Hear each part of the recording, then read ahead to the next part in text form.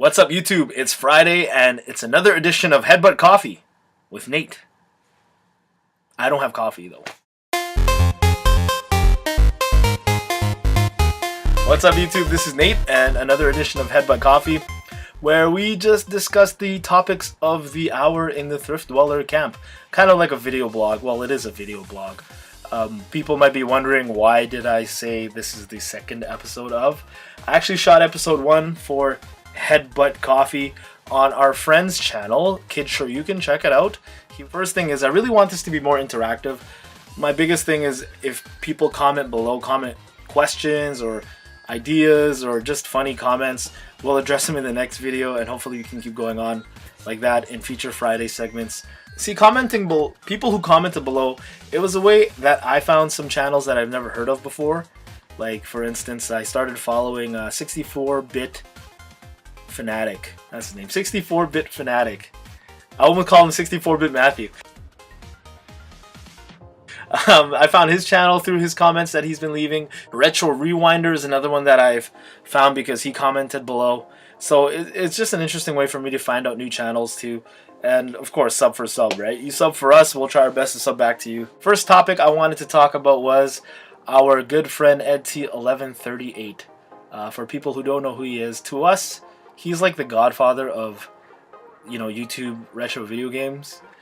When Lester and I first started this video blog with our really crappy phone cameras, it was horrible. And he was one of the first people who really, started commenting on us. He really helped launch Thriftdweller to the channel it is today. That's why he meant so much to us. We named him the third Thriftdweller. And regardless to what he says, he'll never take credit for it, but he did help launch our channel. Really sucks what happened to his retro video game collection. Water came into his basement and pretty much ruined his Sega Genesis collection, which, as retro video game collectors, I'm sure is the biggest fear that you have. It's the biggest fear I have, something that I can't control, just ruining this, because this really, it's an investment as well as a collection, and you really want to protect it, and you can put everything in place, but if something happens that you can't prepare for, I guess that's why you have insurance. I don't know. But he shot a video about it. Check it out on his channel. If that happened to me, I think I would be more pissed than he was. I'd be mad at the world for a very long time. So kudos to him for keeping his composure and actually being able to shoot a video like that. He said that he wasn't going to be online for a while because he has to take care of all that. And do what you need to do. Get everything straightened out at home. And then we'll be here for you when you get back. Thriftdweller. Stick together. So yeah, everyone check out EdT1138's channel. Give him some words of encouragement to get through this very difficult trialing time.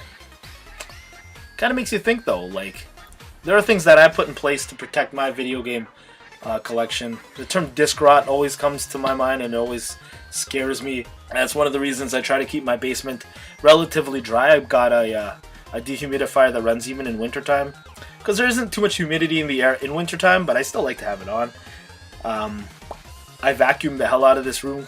I just don't like dust, right? So I don't want dust on my games. I clean my contacts from my cartridges as soon as I get home from the flea market. But that's all I can think of right now. So comment below. Let me know if you guys do anything above and beyond that for protecting your retro video games. Maybe we can learn something. Comment below. I'll share it in the next video. Speaking of which, today I was actually talking to a video game seller or reseller, whatever you like to call him. A really nice guy in the city. He's doing a table at our retro video game charity event, the one I'm doing with Ed. And we just got to talking about the current market of retro video games. Like, it's nuts, man. How Ninja Gaiden Trilogy on the SNES, it was going for $125 last time I saw. And my friend, he marked it to $200 because he said, whatever, I'll hold on to it for a while till somebody wants to buy it for $200. And the same day, somebody comes in and buys it for $200, robbing me of the opportunity to buy it for $200. That's probably one of the only games that I would pay money like that for, because I've wanted it for so long. It's on my short list of games that I really want, There isn't too many games that I want anymore, but I'm happy that I got all my childhood favorites out of the way. I've gotten to a point in my collection where I'm just collecting to hopefully find a hidden gem. And for me, that's a lot. like, I don't know if I've said it before, but my parents stopped buying me video game consoles pretty much after N64.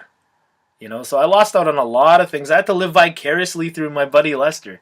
He had a PS2, right? And he was playing all these wicked games, Metal Gear Solid. He was playing Resident Evil, and I got his uh, floppy seconds, I guess you could say. I got to play his PlayStation when he was bored of it, and had a PlayStation 2. You know what I mean? So all the games that I'm finding now are just games that I missed out on. Fatal Frame, that was a wicked series that I just discovered recently for my retro video game collecting. Devil May Cry is a really good series that I didn't play back in the day. Even 2. I kind of like 2. It's not high on people's list, but Devil May Cry 2 wasn't too bad. I liked it. Underrated game is Maximo from the Ghost and Goblins series. It was a spin-off that was kind of made in on PlayStation 2. That was a really fun game. Really difficult, but very basic and fun to play, which is kind of why I like it. But yeah, there's a lot of games that I'm discovering now that I never heard of before. The one thing that I haven't gotten into yet was hardcore RPGs, and that's more speaking to the PS1 collectors out there. PS1 collection is pretty weak, I'll say. You know how like bodybuilders say that one body part, like my calves are weak, bro. My PS1 collection is weak, bro. It's pretty anemic, if you ask me. Even Ian has probably surpassed me already, and he just started collecting retro video games. And speaking of Ian, he's new to retro video game collecting. But man, that guy's finding some good stuff. If you haven't seen that pickup video that he did on the Ian Show episode 1, take a look at it. In 1 month, he picked up all that stuff. And I see the glimmer in his eye, so to speak, about like when I started collecting retro video games, I had that same fire to find every deal and to go to the grimiest places. And I still do to an extent, but you know, Ian has a lot of stuff that he has to try to find now. And this market, I think, is super volatile. If this is the peak of the market right now, hopefully it goes down, but I don't know if it will. My Final Fantasy 2 that I bought complete in box probably 2 years ago, $40. And I think now my friend offered to buy it off me for $120 because he thought he could sell it for $180 to somebody locally. That's crazy, man. I can't sell these games. I love these games too much, but man, to be a new collector in today's market is friggin' frightening, bro. Oh, hey. I brought this out just as if I was to retire video game collecting, this would probably be the record in my career that I would never forget. My best find ever in terms of money. It's Super Mario Land 2, the 6 golden coins for the Game Boy. For all you comic heads out there that like to speak in these terms, the first appearance of Wario is here. The reason it's all sealed up like this, it's factory sealed from the thrift store. I picked it up for $5. And even today, I checked online just a while ago. This is still going in terms of value, not that I'm going to get it, but $300. Some places have it $350, some have it for $250. So I'm never going to sell it. I'm probably never going to open it because it's such a common game. But yeah, if I retired from retro video game collecting, this is the record for me. You know, this is my Wilt Chamberlain 100 points in a single game right here. Anyways, that's all for now. Thank you guys very much for watching. Don't forget to comment below. Even comment some words of encouragement on EdT1138's channel. Show him that, you know, fuck, that sucks. I can't say anything. That sucks, man.